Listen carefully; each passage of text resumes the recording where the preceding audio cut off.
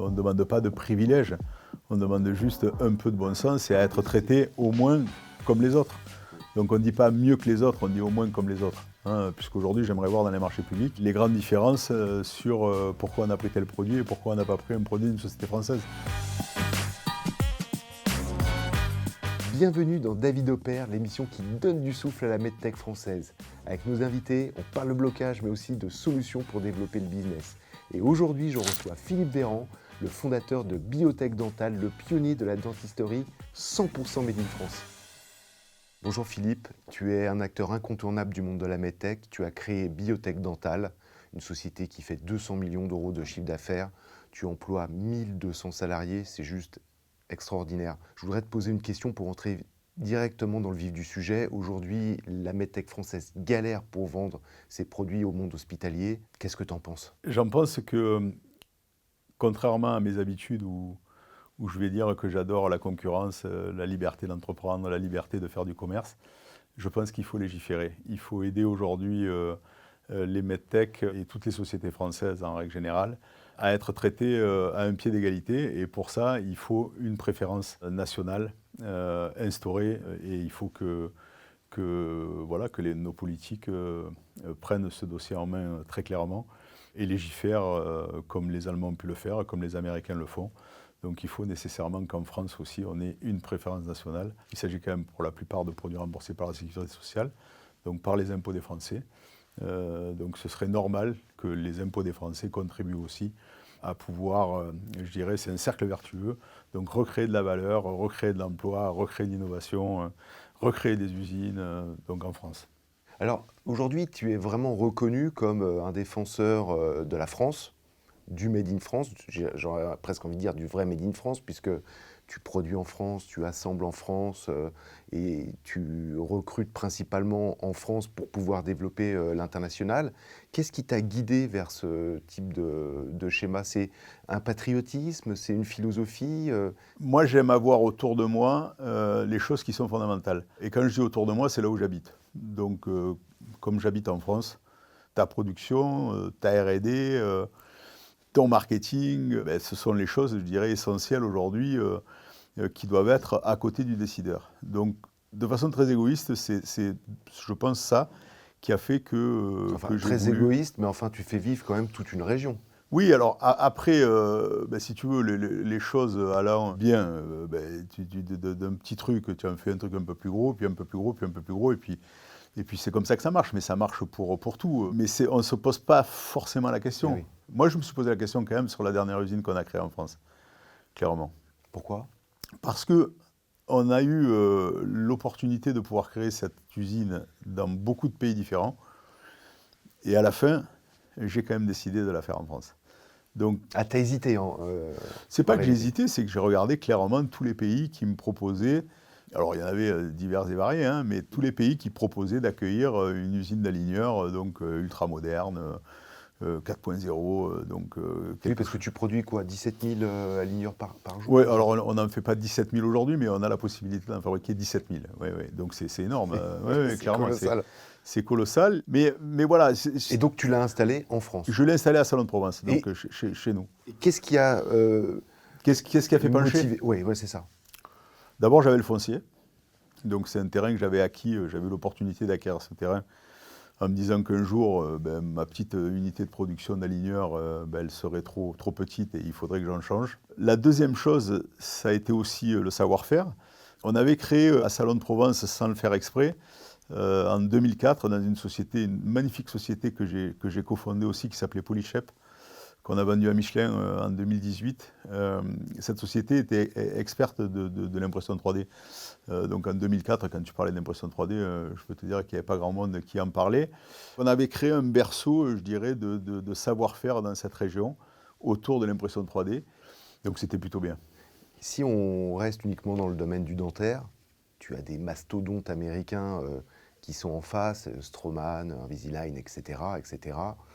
Comment on fait pour, en tant qu'acteur français, exister sur ce marché ? Parce que même si les dentistes sont les utilisateurs, à la fin de la journée, ils pourraient très bien décider d'acheter américain. Donc est-ce que les dentistes sont plus patriotes ou est-ce que tes produits ont une valeur ajoutée un peu différente? Aide-nous à comprendre. Je crois qu'on a pu exister uniquement grâce à l'innovation. Et quand je dis innovation, ce n'est pas dans le produit lui-même, puisque dans l'implant, l'implant c'est l'implant. Une prothèse de hanche aujourd'hui, c'est la même que celle qu'on posait il y a 40 ans. L'implant dentaire, on dira que ce sera à peu près la même chose. Hein. On se sert d'ailleurs du recul et on se sert justement de ce recul clinique pour savoir que ça marche, donc pourquoi en changer. Par contre, c'est tout ce qui va autour et qui permet d'adresser l'implant au chirurgien. Oui, c'est le numérique, c'est les équipements. Tout à fait. Et c'est une solution cette globale, dentisterie qu'on a imaginée. Et là, moi, je vais rendre à César ce qui appartient à César. Le modèle que K-Line a imaginé, en fait, dans ma petite tête, il y a 15 ans, je me suis dit, en fait, il faut l'appliquer à toute la dentisterie. Eh oui. Pourquoi aujourd'hui le faire que sur les aligneurs? Ce modèle, donc, tu scannes, tu adresses tes datas à une société qui va te proposer un plan de traitement. Donc, le chirurgien ou l'orthodontiste regarde si ce plan de traitement lui convient. Si ça ne lui convient pas, il peut le changer. Donc, il a cette communication, je dirais, sur une plateforme digitale qui est en lien direct avec l'industriel. Et quand il est OK, il appuie sur le bouton, on lance la production, il reçoit son petit carton avec tout ce qu'il faut pour le patient. Et c'est réglé. Donc, et je me suis dit, moi j'ai l'expertise aujourd'hui de l'impression 3D, donc j'ai cette expertise de pouvoir fabriquer du produit unique. Donc dupliquons cette dentisterie, je dirais, digitale ou adressée de façon digitale, donc au métier du GP, du dentiste généraliste classique. Et c'est ce qu'on a fait. Il y a quelques années, tu as décidé de développer l'activité et tu aurais très bien pu t'adosser à des pays, Euraseo ou des acteurs français, et tu as décidé de céder une partie de ton capital et de prendre une partie de capital d'un grand groupe américain qui s'appelle Henry Schein. Aide-nous à comprendre pourquoi tu as pris cette décision. Ils avaient donc identifié Biotech comme étant un des rares acteurs. Ah, c'est eux qui t'ont approché? Oui, un des rares acteurs capables de pouvoir fabriquer des aligneurs. Ils avaient une grande volonté de lancer, je dirais, leur division aligneur donc au sein du groupe Henry Schein. Et ils savaient que leur fabrication qu'ils avaient montée au Pakistan, c'était quelque chose pour démarrer, mais ce n'était pas du tout quelque chose de pérenne. Pendant cette discussion, on a trouvé ce deal donc d'avoir une participation, certes majoritaire de leur part, mais contrebalancée par une participation croisée. Pour garder l'autonomie, l'indépendance. Pour garder, voilà, pour avoir un pacte d'actionnaires extrêmement puissant.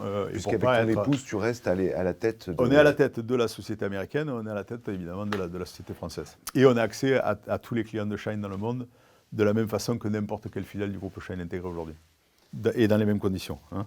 On a fermé notre usine aux États-Unis pour la rapatrier en France au mois de mars de cette année. Donc juste avant que Trump augmente les droits de douane donc pour les produits fabriqués en Europe aux États-Unis.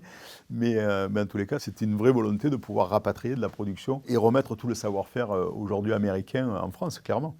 Qu'est-ce qu'il faudrait changer aujourd'hui pour inciter un acheteur à acheter français? Alors pourquoi je te dis ça? Aujourd'hui, il y a 1398 medtech françaises. Entre les créations et les disparitions de sociétés, chaque année, c'est moins 35. C'est moins 3%. Donc, qu'est-ce que tu penses de ça? Si tu dis qu'on perd 3% de medtech en France, on perd aussi 3% tous les ans d'intelligence donc médicale. Et ça, c'est gravissime. Moi, tous les produits que je sors, c'est des produits qui sont créés par des chirurgiens dentistes français. Hein. Donc, ces gens-là, on les amène à l'international, on en fait des réputations. Ça devient des dentistes inventeurs, entrepreneurs, donc, qui essaiment aussi, qui expliquent à d'autres ce qu'ils font, donc ça donne aussi des idées. Donc encore une fois, cette émulation qui peut exister autour de la medtech française, elle existe aussi avec la médecine, qu'elle soit dentaire ou la médecine tout court française. Donc pour en revenir à ta question initiale, oui, je pense qu'il faut légiférer à un moment donné, clairement. Donc quand il y a aujourd'hui une réponse qui est apportée avec un produit qui est de qualité et qui est complètement comparable au niveau économique, il n'y a pas photo, il faut avoir un privilège aujourd'hui des produits fabriqués en France. Clairement, tu sais, dans le dentaire, on a le même problème. Alors, et pourquoi je dis ça encore plus, c'est que tout ça est remboursé par la sécurité sociale, par l'impôt des Français. Donc on a aussi une exigence par rapport aux impôts qui sont payés par les Français de pouvoir aussi savoir qu'ils peuvent être demain, ils peuvent marcher grâce à une prothèse française. Why not? Et on a le même souci aujourd'hui avec la prothèse dentaire. Hein. Donc la prothèse dentaire, il y a la moitié de la prothèse dentaire qui est partie en Chine. Et ça depuis le RAC 0. C'est-à-dire que depuis qu'on a plafonné, et c'était une bonne idée dans l'esprit social, je dirais, que de dire on va rembourser les couronnes aux Français et on va plafonner le prix de la couronne à 510 €. Mais en faisant ça, aujourd'hui, les chirurgiens dentistes qui veulent garder de la marge, ils vont peut-être aller acheter une prothèse à 60 € en Chine plutôt qu'aller acheter une prothèse à 110 € à un prothésiste français. Donc on va dire que cette différence de prix, elle n'est pas énorme. Mais encore une fois, le dentiste, il gère son PNL aussi. Il a certes une responsabilité, mais il a aussi une responsabilité. C'est ça. Encore une fois, sa responsabilité, c'est sa responsabilité de gérer au mieux son cabinet. Il faudrait peut-être une prime de la part...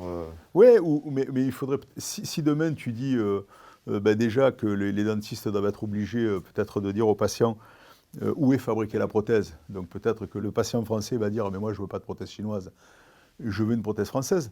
Sachant qu'en plus, la prothèse française, elle sera au même prix pour le patient. Donc, il n'y a pas à discuter.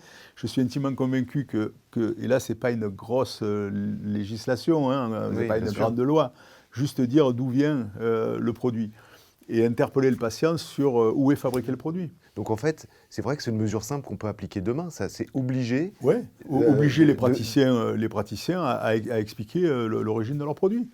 Voilà, où est-ce que c'est fabriqué. Donc, mais comme aujourd'hui tu vas manger du bœuf dans un restaurant, on t'explique que c'est une vache qui a été élevée en Allemagne, qui est partie en Roumanie et qui a... Enfin, tu vois, tu as toute la traçabilité du produit que tu manges. Pourquoi on ne le ferait pas aujourd'hui sur la prothèse? Ce sont des exemples qui sont très simples. J'ai fait 18 rendez-vous dans tous les ministères, le Sénat, le machin, le truc, et c'est toujours pas avancé. Au niveau professionnel, on essaie d'avancer aussi, on n'y arrive pas. Donc c'est compliqué. Donc on voit bien qu'en France, il y a aussi cette inertie, je dirais, à faire changer les choses, qui est complexe.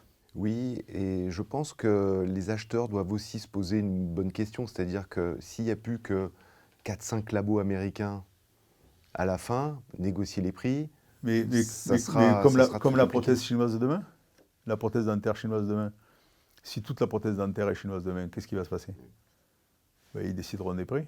Les fonds d'investissement, les accélérateurs de start-up, de PME, ils sont dans un registre où ils incitent à développer d'abord les États-Unis avant la France. Qu'est-ce que tu penses de ça? Parce que toi, je sais que tu as créé donc Biotech Dental plus les autres sociétés en 1987. J'ai l'impression que tu as créé ta filiale aux États-Unis en 2021. Sur le dentaire, oui, en 2021. En 2021, donc ça t'a pris quand même 30 ans. Oui, j'ai attendu d'être le leader en France pour partir aux États-Unis. Moi, je ne dis pas que ce que je fais est intelligent. En tout cas, ça a porté ses fruits. Je pense que la France aujourd'hui est un marché, dans la medtech, est un marché extrêmement important, que ce soit en orthopédie, que ce soit en diagnostic médical, que ce soit en dentaire. Donc on retrouve toujours la France à peu près au même niveau. Et c'est souvent le premier ou le deuxième marché européen. Donc avec l'Allemagne, on se tire un peu la bourre. Et ce qui fait qu'on est juste derrière les États-Unis. Donc on est souvent le troisième marché. C'est 200 milliards les États-Unis. Alors le marché aux États-Unis est énorme, plus par les prix que par les volumes. Et puis il y a 65% de préférence nationale. Donc, bien sûr. Et donc c'est l'Eldorado du prix qui fait que toutes les medtech françaises ont envie aujourd'hui d'aller briller aux États-Unis. Et souvent se brûler les ailes, alors que dans ton pays, c'est vrai que tu peux faire du bon business. On en est une preuve vivante, c'est sûr. Maintenant, j'ai un bémol quand même. On n'en a pas parlé, c'est la réglementation européenne. Donc on a le MDR, qui est certainement la pire des choses aujourd'hui que l'Europe ait pu inventer pour pouvoir, je dirais, brider l'innovation en France, en Europe, pardon, oui, mais en France en particulier. Oui. Et c'est vrai qu'aujourd'hui, tu as une FDA qui est beaucoup plus pragmatique dans l'approche, je dirais, enregistrement de produit, que ce que le peut l'être aujourd'hui un nouveau dispositif médical sous MDR, où, regarde, nous, sur un implant qui aujourd'hui a 15 ans, où on en a posé presque 4 millions, il faut que tu refasses des études cliniques, et que le même organisme notificateur, qui soit sous ancien règlement ou sous nouveau règlement, il va changer les règles du jeu, personne n'y comprend rien. Donc voilà. Alors je ne dis pas que ce n'est pas bien pour essayer de renforcer la sécurité du patient, bien sûr que c'est bien. Mais encore une fois, il faut aussi voir un peu comment les sociétés, elles ont déjà assez de trucs sur la tête comme ça pour pas venir leur en rajouter des tonnes aujourd'hui, quoi. On a un syndicat national de la medtech en France qui s'appelle le SNITEM. Et aujourd'hui, il est composé à 60% de groupes étrangers. Quand je dis étrangers, c'est américain. Ouais, avec Américain. Et pareil, MedTech Europe, il est dirigé par des grands groupes américains. Alors en fait, eux, le MDR, c'est pas vraiment un sujet puisqu'ils ont les équipes pour pouvoir franchir toutes les étapes. Est-ce qu'il faudrait un vrai syndicat national avec des sociétés françaises et un vrai syndicat européen avec des sociétés exclusivement européennes pour pouvoir justement traiter ce sujet du MDR qui est très très important? C'est vraiment la responsabilité aujourd'hui de nos politiques de pouvoir prendre en considération toutes ces problématiques-là. Et c'est juste du bon sens, quoi, hein. Donc on ne demande pas de privilèges, on demande juste un peu de bon sens et à être traité au moins comme les autres. Oui. Donc on ne dit pas mieux que les autres, on dit au moins comme les autres, hein, puisqu'aujourd'hui j'aimerais voir dans les marchés publics les grandes différences sur pourquoi on a pris tel produit et pourquoi on n'a pas pris un produit d'une société française. Et souvent, ce n'est pas la problématique du prix qui est mise en avant, hein. Donc ça aussi, il n'y a même pas de gain économique. Donc c'est ça qui est très compliqué. Philippe, merci beaucoup d'avoir Avec joué plaisir. la transparence. C'est vraiment inspirant. Et bravo encore pour tout ce que tu as réalisé. Merci. Et bravo pour tout ce que tu vas réaliser dans les années à venir. Merci David. Merci Philippe. À Merci. bientôt. C'est le sacré premier. Bah voilà, ce que je retiens de cet échange, c'est que le patient doit connaître la traçabilité d'un implant dentaire ou d'une prothèse pour pouvoir choisir du Made in France s'il le souhaite.